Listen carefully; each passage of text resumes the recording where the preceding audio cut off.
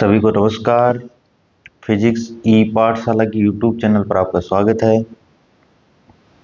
रीट मुख्य भर्ती परीक्षा की एमसीक्यू सीरीज का आज पार्ट 2 डिस्कस करेंगे। आज का टॉपिक भी बल एवं गति रहेगा। लास्ट वीडियो में बिल्कुल बेसिक क्वेश्चन थे। आज के क्वेश्चन का लेवल उच्च स्तरीय रहेगा लेकिन एग्जाम ओरिएंटेड। तो चलिए शुरू करते हैं। आज का हमारा पहला क्वेश्चन, यदि कोई वस्तु अपने प्रारंभिक बिंदु से गति करना शुरू करती है और एक वर्ताकार पथ पर एक चक्कर पूरा करके वापस प्रारंभिक बिंदु पर आ जाती है, तो वस्तु द्वारा तय की गई दूरी और विस्थापन में संबंध निम्नलिखित में से कौन सा कथन सही है। 4 अपने को कथन दे रखे हैं। अब देखो, लास्ट वीडियो में विस्थापन और दूरी को हमने डिटेल से डिस्कस किया था। तो जो कोई अभ्यर्थी वो वीडियो नहीं देखा है तो पहले उस वीडियो को देखें, उसके बाद वीडियो 2 ये पार्ट 2 देखें तो ज़्यादा अच्छे से समझ आएगा। तो देखो ये क्या बोल रहा है, एक कोई पार्टिकल है, एक वर्ताकार पथ पे घूम रहा है ना। मान लेते हैं कि उसकी इनिशियल स्थिति ये थी, यहाँ पे ए से चला। अब देखो घूम के एक चक्कर लगा के आएगा और वापस कहाँ जाएगा, ए पे आ जाएगा। मान लेते हैं कि इस वर्त की जो त्रिज्या है वो आर है, समझने के लिए। अब देखो पार्टिकल ए से चला, ये प्रारंभिक स्थिति थी, घूम के वहीं वापस यहाँ आ गया। तो देखो पूरे पथ पे एक चक्कर लगाया, तो दूरी कितनी चली लेगी, तो दूरी तो हो जाएगी इस वर्त की परिधि, और वर्त की परिधि अपन जानते हैं 2πr। तो एस तो अपना हो जाएगा 2πr, पहली बात तो एस हो जाएगा 2πr। अब देखो दूसरा बोल रहा है विस्थापन। इनमें रिलेशन अपने को देखना बेसिकली। अब विस्थापन अपन जानते हैं, पार्टिकल ए से चला और ए पे ही वापस आ गया। तो वहाँ पे मैंने आपको बताया था कि विस्थापन निकालने के लिए आप इनिशियल यानी कि प्रारंभिक स्थिति और अंतिम स्थिति को एक लाइन से मिलाओ। उस लाइन की जो लंबाई होगी वही अपना क्या होगा, वही अपना विस्थापन होगा। तो पार्टिकल ए से चला और ए पे आ गया, मतलब ए से मिलाने वाली लाइन की लेंथ कितनी होगी, 0। तो आपका जो डिस्प्लेसमेंट होगा डी वो कितना होगा, 0 होगा। ये अपन लास्ट क्लास में वैसे डिस्कस कर चुके हैं डिटेल में। तो डी तो 0 होगा। 2 ऑप्शन तो कैंसिल आउट हो गए, डी 0 तो हो ही नहीं सकता, ये तो कैंसिल आउट हो गया, बचे 2। अब बात आती है एस डी से छोटा होगा या एस डी से बड़ा होगा। तो एस अपना जो दूरी है, तो दूरी तो कितना है 2πr, जो कि 0 से बड़ा है। तो ऑप्शन अपना ए क्या हो जाएगा, करेक्ट आंसर। ये अपना क्या हो जाएगा, ये अपना करेक्ट आंसर हो जाएगा। अच्छा, डी को भी एक चीज़ ध्यान रखनी है, एक चीज़ हमेशा याद रखें, हमेशा जो आपकी दूरी होगी वो विस्थापन से बराबर हो सकती है, उससे हमेशा ज़्यादा ही होगी। एक चीज़ ये खास याद रखें, कई बार पूछ लेते हैं, दूरी कभी भी विस्थापन से कम नहीं होती, हमेशा दूरी विस्थापन से ज़्यादा ही होती है। हाँ, बराबर हो सकती है। बराबर होने वाला एक ही केस है, स्ट्रेट लाइन। जैसे मान लो कोई पार्टिकल पॉइंट ए से पॉइंट बी तक गया, ये और बेसिक बात बता रहा हूँ, ए से बी तक गया और मान लो 2 मीटर चला। अब देखो ए से बी तक गया तो यही तो इसका रियल पथ है, तो मतलब दूरी कितनी हुई, 2 मीटर। और मान लो अब विस्थापन निकालना, तो विस्थापन क्या होता है, प्रारंभिक स्थिति और अंतिम स्थिति को एक लाइन से मिला दो। तो ये लाइन तो यही है, यही लाइन है, तो इसी लाइन की लेंथ कितनी हो जाएगी, 2 मीटर। ये भी कितना आएगा, 2 मीटर। तो ये देखो एक ही केस ऐसा बनता है जिसमें विस्थापन और दूरी बराबर रहती है। वो वाला केस मैंने आपको बता दिया, वो होती है सीधी रेखा में गति। बाकी सब केस में दूरी हमेशा विस्थापन से ज़्यादा होती है। तो ये हमेशा याद रखें, दूरी हमेशा विस्थापन से बड़ी या उसके बराबर होगी। नेक्स्ट क्वेश्चन डिस्कस करते हैं अपन। ये देखो, एक समानुवर्तीय गति को भी अपने लास्ट वीडियो में डिटेल में डिस्कस किया था, तो एक बार वो वीडियो आप जरूर देख लें अगर नहीं देखा है तो। देखो ये क्या बोल रहा है, एक समानुवर्तीय गति के संबंध में निम्नलिखित में कौन सा कथन सत्य है, कौन सा कथन सत्य है। तो अपन देखते हैं। देखो एक समान वेग से गति, एक समान वेग से गति नहीं, मैंने आपको वहां पे बताया था वेग इसमें क्या होता है, परिवर्तित होता है, मतलब ये गलत हो जाएगा। एक समानुवर्तीय गति में वेग परिवर्तित होता है। ये एक त्वरित गति है, हाँ बिल्कुल त्वरित गति, मैंने आपको बताया था त्वरण 0 नहीं होता, क्योंकि वेग की दिशा बदल रही है। बिल्कुल सही बात है, वेग की दिशा हमेशा बदलती है। तो ये अपना करेक्ट आंसर होगा। आगे बाकी ऑप्शन देख लेते हैं। इसमें चाल और वेग दोनों नियत रहते हैं, नहीं, चाल तो नियत रहती है पर वेग नियत नहीं रहता, ये परिवर्तित होता है। वस्तु का त्वरण हमेशा 0 होता है, ये भी गलत बात है, वस्तु का त्वरण 0 नहीं होता, बल्कि मैंने आपको बताया था विकेंद्रीय त्वरण होता है और वो होता है v² ना, वस्तु के वेग का स्क्वायर अपॉन वर्त की त्रिज्या। तो ऑप्शन बी क्या हो जाएगा अपना करेक्ट आंसर। बहुत ही अच्छा क्वेश्चन। नेक्स्ट अगले क्वेश्चन की ओर बढ़ते हैं अपन। देखो ये भी अच्छा क्वेश्चन है। बोल रहा है एक वस्तु 4 सेकंड में 20 मीटर दूरी तक करती है और अगले 4 सेकंड में 16 मीटर दूरी तक करती है, तो वस्तु की औसत चाल क्या होगी? सिंपल अपन जानते हैं बेसिकली चाल इज इक्वल टू क्या होता है, औसत चाल अपनी होगी वो क्या होगी, कुल दूरी बटा कुल समय। सिंपल, चाल बराबर होता है दूरी बटा समय, औसत चाल में कुल दूरी कुल समय। कुल दूरी देखो कितना चल रहे हैं अपन, पहले चल रहे हैं 20 और बाद में 16, तो देखो पहले 20 प्लस 16, अच्छा टोटल टाइम कितना लिया, पहले भी 4 सेकंड और बाद में भी 4 सेकंड, तो 4 प्लस 4 सिंपल हो जाएगा ये। तो ये 20 प्लस 16 कितना हो जाएगा आपका, हो जाएगा 36 डिवाइड बाई 8, इसको इसे डिवाइड करेंगे कितना होगा, 4 8 सौ 32 4 4.5, तो यह आ जाएगा बेसिकली 4.5 मीटर पर सेकंड। तो ऑप्शन सी क्या हो जाएगा अपना करेक्ट आंसर, ऑप्शन सी क्या हो जाएगा करेक्ट आंसर। औसत चाल हमेशा याद रखें कुल दूरी बटा कुल समय। यहीं पे देखो अगर औसत वेग पूछ ले, औसत वेग, तो औसत वेग निकालने के लिए हमेशा याद रखो कुल विस्थापन, विस्थापन बटा कुल समय, ये याद रखना अपने को। नेक्स्ट देखो अगले क्वेश्चन की ओर बढ़ते हैं। अगला क्वेश्चन क्या बोल रहा है, बोल रहा है नीचे दिए गए दूरी समय ग्राफों में कौन सा ग्राफ विराम अवस्था में स्थित वस्तु की गति को सही ढंग से दर्शाता है, मतलब इनमें से कौन सा ग्राफ वस्तु की विराम अवस्था को दर्शाएगा। तो देखो विराम अवस्था पहला क्या बोल रहा है, समय x के समानांतर एक सीधी रेखा, जैसे मान लो कि अपने ले लेते हैं यहाँ पे, ये समय x मान लेते हैं और इधर क्या मान लेते हैं दूरी, ये दूरी हो गई, ये समय x हो गया। अब क्या बोल रहा है कि समय x के समांतर, तो समय x के समांतर लाइन तो ये होगी, ये समय x की समांतर लाइन होगी। अब देखो दूरी क्या हो रहा है बेसिकली समय x के समांतर हो गया अविराम अवस्था में। देखो पहले यहाँ टाइम जब t बराबर 0 था, समय जब 0 था, तब दूरी ये मान लेते हैं कि यहाँ ये वाले पॉइंट में मान लेते हैं कि दूरी थी मान लो 5 मीटर, ये वाला पॉइंट। अब देखो टाइम समय बढ़ रहा है धीरे धीरे, पर दूरी देखो उतनी है, दूरी 5 ही रह रही है, टाइम बढ़ रहा है पर दूरी क्या है 5 मीटर ही है। इसका मतलब दूरी चेंज नहीं हो रही है समय के साथ, मतलब वस्तु क्या है स्थिर है या विराम अवस्था में, विराम अवस्था में, विराम अवस्था में वस्तु, इसका मतलब उसकी स्थिति से बदल नहीं रही है, वो स्थिति बदल नहीं रही है, इसका मतलब दूरी चेंज होगी नहीं। देखो दूरी जब इनिशियली t0 था तो भी 5 है, मान लो यहाँ 1 सेकंड हुआ तो भी 5 ही है, 2 सेकंड हुआ तो भी 5 ही है, 3 सेकंड हुआ तो भी 5 ही है, तो समय के साथ दूरी बदल नहीं रही है, मतलब स्थिति बदल नहीं रही है, मतलब वस्तु आपकी क्या होगी विराम अवस्था में होगी। दूसरा क्या बोल रहा है देखो, तो ऑप्शन तो अपना क्या हो जाएगा, ये अपना क्या हो जाएगा करेक्ट आंसर हो जाएगा। दूसरा ऑप्शन भी अपन देख लेते, दूसरा ऑप्शन है एक संरेखा जो समय एक्स पर कोण पे हो, समय एक्स पर कोण पे करना, मतलब दूसरा ये बोल रहा है समय एक्स पे कोण पे होने का मतलब ये बोल रहा है ऐसे सरल रेखा है पर समय एक्स के साथ कोई कोण बना रही है, ये अपना दूरी है ये अपना समय है। तो यहाँ देखो अपन जानते हैं टी बराबर 0 पे दोनों 0 0 थे, अब देखो जैसे जैसे टाइम बढ़ रहा है दूरी भी बढ़ रही है, टाइम के साथ दूरी बढ़ रही है, मतलब वस्तु विराम अवस्था नहीं है। तीसरा बोला एक वक्र रेखा है ना, कर्व लाइन मतलब कोई कर्व बन रहा है, ये आपकी दूरी है और ये आपका समय है। कर्व मतलब कोई भी ऐसे एक्स वाई जेड ऐसे कर्व बन रहा है, तो वो भी नहीं होगा। तीसरा क्या हो, दूरी अक्ष के समांतर एक सीधी रेखा, दूरी अक्ष से समांतर सीधी रेखा, जैसे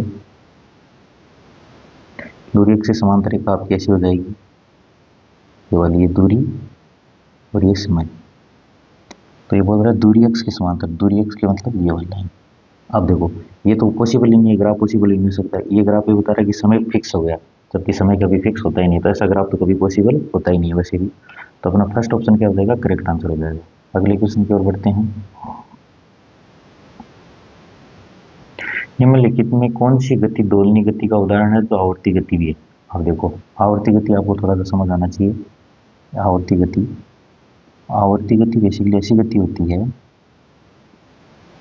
जो निश्चित समय अंतराल के पश्चात, निश्चित समय अंतराल के पश्चात साथ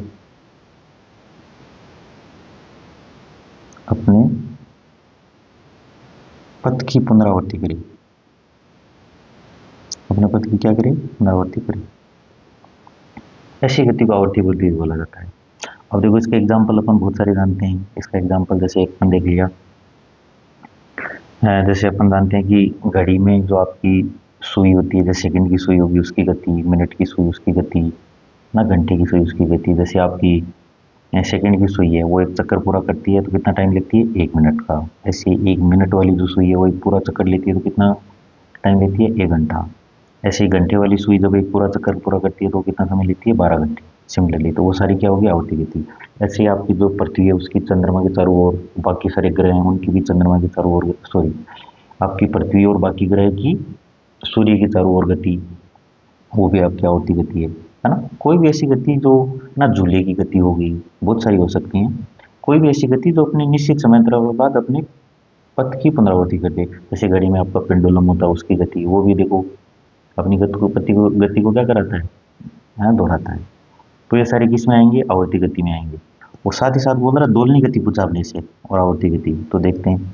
सीधी सड़क पर बैलगाड़ी गति है तो देखो हो नहीं सकती, ये तो आवर्ती है नहीं, तो पहला ऑप्शन तो कैंसिल आउट हो गया।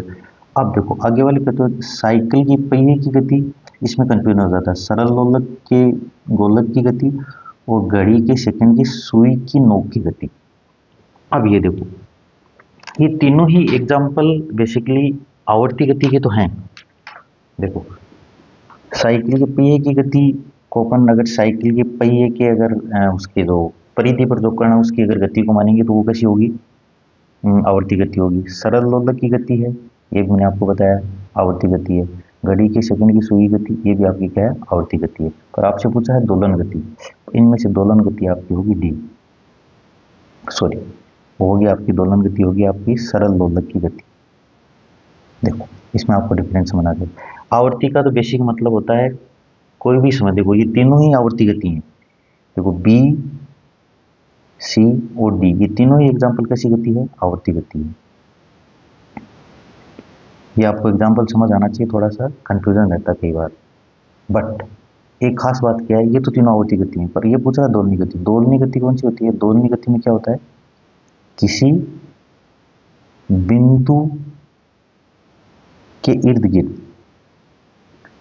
गिर्द जो कोई गति होती है उसको क्या कहते हैं अपन, दोलनी गति कहते हैं। जैसे फॉर एग्जांपल जो घड़ी का आपका पेंडुलम होता है, घड़ी का पेंडुलम ऐसे वो क्या होता है, देखो ऐसे ये आपका निश्चित बिंदु हो गया, कोई बिंदु, इसके देखो इर्द गिर्द गति कर रहा है, ऐसे ऐसे इर्द गिर्द गति कर रही है, एक ही बिंदु के अबाउट मोशन हो रही है, तो इस ऐसी गति को बोला जाता है दोलनी गति। सिमिलरली आपने देखा होगा झूले की गति, कुछ झूले भी ऐसे होते हैं जो एक फिक्स पॉइंट के अबाउट ऐसे मूव करते हैं, तो ऐसी गति को क्या बोला जाता है, दोलनी गति बोला जाता है। आवर्ती देखो यहाँ पे भी हो रही है ना, पर ये एक अलग टाइप की आवर्ती है, इसलिए इसको नया नाम दिया गया दोलनी गति। अब यहाँ से एक इंटरेस्टिंग चीज़ आपको ध्यान रखनी है, कई बार पूछ ले जाते हैं। देखो जितनी भी दोलनी गति होती हैं वो सारी कैसी होती हैं, आवर्ती गति होती हैं, पर सारी आवर्ती गति दोलनी गति नहीं होती, ये खास बात याद रखनी होती है। सारी दोलनी गति आवर्ती गति होती है, बिल्कुल सही बात है। यहाँ पे देखो बी सी डी सभी आवर्ती गति हैं, पर ये सारी दोलनी नहीं है। दोलनी कौन ली है, सिर्फ सरल दोलक के दोलक की गति ना, सिंपल पेंडुलम जिसको कहते हैं। सिंपल पेंडुलम में जो बॉब होता है उसकी मोशन वो बेसिकली कैसी होती है, दोलनी गति होती है। तो खास बात याद रखने वाली, सभी दोलनी गति आवर्ती गति होती हैं, जबकि सभी आवर्ती गति दोलनी गति नहीं होती हैं। बढ़ते हैं अगले क्वेश्चन की ओर। अगला क्वेश्चन बोल रहा है एक वस्तु विराम अवस्था में चलना शुरू करती है और 4 मीटर पर सेकंड के एक समान त्वरण से 5 सेकंड के लिए गतिशील रहती है। इस समय अवधि में वस्तु द्वारा तय की गई दूरी, तो दूरी पूछी है। तो देखो अपन गति के 3 समीकरण जानते हैं। गति के समीकरण जो है अपने पास, पहला है अपना v is equal to u plus a t, दूसरा है s is equal to u t plus half a t square, और तीसरा है v square minus u square is equal to 2as। यहाँ पे देखो u तो है आपका प्रारंभिक वेग, v है अंतिम वेग, s आपका डिस्टेंस या विस्थापन, और ये आपका है त्वरण। अब देखो पहला समीकरण से अपन क्या निकाल सकते हैं, पहले समीकरण से अपन किसी समय t पर कण का वेग निकाल सकते हैं या पार्टिकल का वेग। दूसरा देखो दूरी और समय बता रहा है, इसका मतलब अपन किसी टी समय में कितनी दूरी तक की वो निकाल सकते हैं।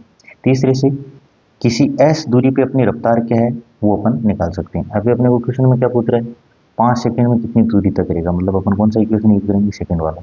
तो सेकंड वाली इक्वेशन में इजीली रखेंगे s equal to u, u का प्रारंभिक वेग विराम अवस्था से शुरू हुआ है मतलब 0 इंटू टी, कुछ भी हो कोई फर्क नहीं पड़ेगा, टी कितना दे रखा है 5, कोई फर्क पड़ना नहीं है, प्लस हाफ ए कितना दे रखा है 4 इंटू टी, टी कितना दे रखा है 5, 5 का स्क्वायर, तो ये 2, ये कितना हो जाएगा 2 इंटू 25 इक्वल हो जाएगा 50 मीटर। 50 मीटर का अपना ऑप्शन ए हो जाएगा, तो ऑप्शन ए क्या हो जाएगा करेक्ट आंसर। अगले क्वेश्चन की ओर बढ़ते हैं। फिर देखो वर्तीय गति और घूर्णन गति के बीच में मुख्य अंतर क्या होता है। तो देखो घूर्णन गति तो क्या होती है, किसी भी पिंड की अपनी अक्ष के अबाउट होती है गति, और जो वर्तीय गति होती है आपकी वो क्या होती है, किसी बाहरी बिंदु के चारों तरफ कोई वस्तु घूमती है ना, जैसे आपका कोई बिंदु हो गया और ये आपका कोई वस्तु है तो उसके चारों तरफ क्या करेगा, वर्ताकार गति करेगा। तो वर्तीय गति में तो क्या होता है, किसी बाहरी केंद्र के अबाउट क्या करता है, घन घूमता है, तो क्या हो जाएगा वर्तीय गति में वस्तु किसी बाहरी केंद्र के अबाउट घूमती है, जबकि घूर्णन गति में वस्तु अपनी अक्ष पर घूमती है ना, जैसे पृथ्वी की अपनी अक्ष पर घूर्णन गति है ना, जिसका आवर्तकाल अपन जानते हैं कितना होता है 24 घंटे। तो ऑप्शन बी क्या हो जाएगा यहाँ पे करेक्ट आंसर हो जाएगा। नेक्स्ट देखो, एक गतिशील कार पर ब्रेक लगाने पर उसका वेग 5 सेकंड में 10 मीटर पर सेकंड से घटकर 5 मीटर पर सेकंड हो जाता है। कार का त्वरण क्या होगा और इसे क्या कहा जाएगा। देखो अच्छा क्वेश्चन है, लास्ट क्लास में अपने इसको डिटेल से डिस्कस किया था, है ना। देखो 5 सेकंड में 10 से घटकर 5 हो रहा है, मतलब वेग बढ़ रहा है कि घट रहा है। देखो वेग यहाँ पे घट रहा है, घटने को क्या कहते हैं मंदन। तो देखो पहला ऑप्शन तो कट गया, त्वरण नहीं होगा। तो सिर्फ बात मंदन में मैंने आपको बताया था माइनस साइन यूज करते हैं, यहाँ प्लस दे रहेगा मतलब ये भी कट गया। अब बात आती है दो ऑप्शन में कौन सा होगा। तो देखो निकाल लेते हैं अपन। देखो 5 सेकंड में वेग देखो घटा कितना 10 से ओके 5, मतलब कितने से घटा 5 सेकंड में घट गया कितने से 5 मीटर पर सेकंड से। 5 सेकंड में घटा है 5 मीटर पर सेकंड, देखो 10 था और 5 हो गया, मतलब 5 से घटा, 1 सेकंड में कितने से घटा 5 बटा 5 कितना हो जाएगा 1 मीटर पर सेकंड स्क्वायर। इसका मतलब आंसर कितना हो जाएगा अपना 1 मीटर पर सेकंड स्क्वायर। और माइनस साइन किसको शो कर रहा है, तो ऑप्शन अपना बी क्या हो जाएगा करेक्ट आंसर। देखो माइनस साइन तो बता रहा आपको मंदन को, और इसका जो वैल्यू आई वो कितनी आई 1 मीटर पर सेकंड स्क्वायर, तो बी अपना क्या हो जाएगा करेक्ट आंसर। अगले क्वेश्चन की ओर बढ़ते हैं। ये बोल रहा है किस प्रकार की गति में वेग समय ग्राफ समय अक्ष के समांतर एक सीधी रेखा होती है। ये भी देखो अच्छा क्वेश्चन है। जैसे अपन ले लेते हैं, ये अपनी समय अक्ष हो गई और ये अपनी हो गई वेग अक्ष। तो यहाँ अपना समय है और यहाँ पे अपना वेग। अब बोल रहा है किस प्रकार की गति में वेग समय ग्राफ समय अक्ष के समांतर होगा। तो समय अक्ष के समांतर खींच देता हूँ मैं लाइन, ये अपनी समय अक्ष है तो इसके समांतर खींच देता हूँ, ये देखो खींच दी। अब देखो जब यहाँ पे देखो समय भी 0 है और इस पॉइंट पे वेग भी 0 है। अब देखो जब समय 0 था तब वेग कितना है, देखो यहाँ पे इसको मान लेते हैं लेट्स ये 10 मीटर पर सेकंड मान ली समझने के लिए। अब देखो जब t 0 था तब ये 10 मीटर पर सेकंड, अब धीरे धीरे को टाइम बढ़ रहा है, पर वेग बढ़ रहा है कि घट रहा है, नहीं कुछ नहीं हो रहा, वेग ना तो बढ़ रहा है ना घट रहा है, वेग तो क्या है नियत। तो वेग आपका क्या रहा है नियत, वेग ना तो बढ़ रहा हो ना घट रहा है। और आप देखो ऑप्शन से कर सकते हैं, अगर वेग नियत है मतलब क्या होगा आपका एक समान त्वरण, त्वरण तो नहीं हो सकता क्योंकि वेग क्या आपका नियत है। असमान त्वरण ये तो होगा ही नहीं, त्वरण ही नियत है, समान त्वरण कहाँ से होगा, ये गलत हो गया। विरामावस्था रेस्ट पे भी नहीं है क्योंकि वेग नियत है ना, वेग आपका नियत है, 0 नहीं है। वेग 0 होता तो रेस्ट पे होता, तो ये गलत हो गया। तो ऑप्शन आपका बन जाएगा सी हो जाएगा एक समान वेग। तो सब अच्छे भी समझ आ रहा है वैसे, एक समान वेग हो जाएगा आपका एक समान वेग, या इसी का दूसरा नाम ये हो सकता है एक समान गति, है ना। लास्ट वीडियो में मैंने डिस्कस किया था एक समान गति या असमान गति, एक समान गति या असमान गति वैसे पढ़ सकते हैं। तो वहाँ पर हमने बोला था एक समान गति तब होगी जब चाल आपकी क्या होगी नियत होगी, चाल या वेग नियत होगा। बढ़ते हैं अगले क्वेश्चन की ओर। अगला क्वेश्चन बोल रहा है निम्नलिखित में कौन सी राशि सदिश है जिसकी दिशा वही होगी जो वस्तु के वेग की दिशा होती है। अब देखो तो इजी क्वेश्चन है ना। इसमें सिंपल जो सदी सदी जानते हो उसको बता देगा। अपन जानते हैं दूरी कैसी होती है, अदिश होती है, तो ये नहीं होगा। चाल भी अदिश होती है, ये भी नहीं होगा। अगेन चाल, ये भी अदिश, तो बचा क्या, विस्थापन। तो आंसर क्या हो जाएगा, विस्थापन, क्योंकि विस्थापन ही आपका सदिश होता है। और वैसे भी अपन जानते हैं वेग इक्वल टू क्या होता है, विस्थापन बटा समय। तो वही दिशा होगी तो जो विस्थापन की दिशा होगी वही किसकी होगी, वेग की होगी। बढ़ते हैं अगले क्वेश्चन की ओर। अगला क्वेश्चन देखो क्या बोल रहा है। एक वस्तु 25 मीटर पर सेकंड के वेग से सीधी रेखा में गति कर रही है और 2 सेकंड के बाद ब्रेक लगाने पर रुक जाती है। रुकने से पहले वस्तु द्वारा तय की गई दूरी होगी। देखो बहुत ही अच्छा क्वेश्चन है। सिंपली अपन जानते हैं समय, देखो ब्रेक लगा रहा है और गाड़ी रुक रही है, तो कितना रुकने से पहले कितना दूरी तक कर लेगी। तो अपन गति का दूसरा इक्वेशन यूज करेंगे, एस बराबर you t plus half a t square. अब देखो इनिशियली वेग अपने को दे रखा है 10 मीटर पर सेकेंड, बी 25 मीटर पर सेकेंड, समझ आ रहा है। टाइम भी अपने को दे रखा है, पर यहाँ पे ए नहीं दे रखा, मतलब आपको मंदन नहीं दे रखा है, रुक रही है ना। देखो 2 सेकंड में ब्रेक ना हुए रुक जाती है, तो 25 से घट के 0 ही है, मतलब आपका मंदन हो रहा है, मतलब ए नहीं दे रखा है। इसको निकालना अपन जानते हैं। देखो पहले कितनी थी, 25 मीटर पर सेकंड रफ्तार, घट के कितनी हो गई, 0। कितने सेकंड में, 2 सेकंड में। तो दो 2 सेकंड में कितने से घटी, 25 मीटर पर सेकंड से, तो 1 सेकंड में कितने से घट जाएगी, 25/2, तो कितना आ जाएगा ये, 12.5 मीटर पर सेकंड स्क्वायर। मतलब आपका मंदन कितना है, 12.5 मीटर पर सेकंड। मंदन क्यों बोल रहा हूँ, क्योंकि गाड़ी की रफ्तार घट के 0 हो रही है, मतलब घट रही है, तो मंदन आएगा। अब इस फॉर्मूले में रख देंगे अपन, S is equal to U कितना प्रारंभिक 25, टी कितना 2 प्लस 1/2, ए को रखूंगा मैं -12.5, क्यों, मंदन हो रहा है, इंटू टी, टी कितना है, तो 2 का स्क्वायर 4।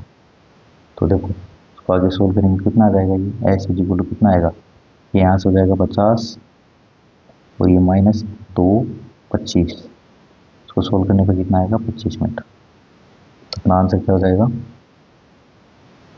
25। आंसर भी क्या हो जाएगा, करेक्ट आंसर। अगले क्वेश्चन की ओर बढ़ते हैं। देखो ये क्वेश्चन क्या बोल रहा है, सिंपल। लोलक की गति, झूले की गति और बचते समय ढोलक की झिल्ली की गति किस प्रकार की गति के उदाहरण है। तो देखो ये आवर्ती गति तो है ही है, अपने को पता है, क्योंकि लोलक भी अपन जानते हैं कैसे मूव करता है, एक पॉइंट के बाद ऐसे मूव करता है, तो ये आवर्ती गति है, बिल्कुल ठीक है। झूला भी अगेन ऐसे ही मूव करता है, लोलक भी ऐसे मूव करेगा, वो झूला भी आपका ऐसे ही मूव करता है।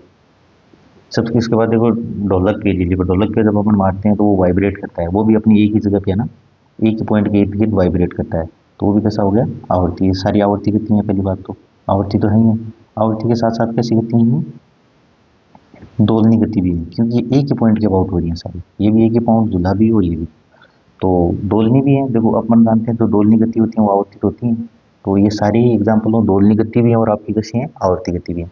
सरल रेखा की गति नहीं हो सकता, गलत हो गया, वर्तीय गति नहीं होगा, आवर्ती गति हो जाएगा, बिल्कुल घूर्णन गति भी नहीं होगा, तो कौन सा हो जाएगा, आवर्ती गति। इसमें तो कंफ्यूजन है ही नहीं, आवर्ती गति है कि नहीं है। आवर्ती तो है ही है, साथ ही साथ कैसी है, दोलनी भी है, दोलनी गति भी है।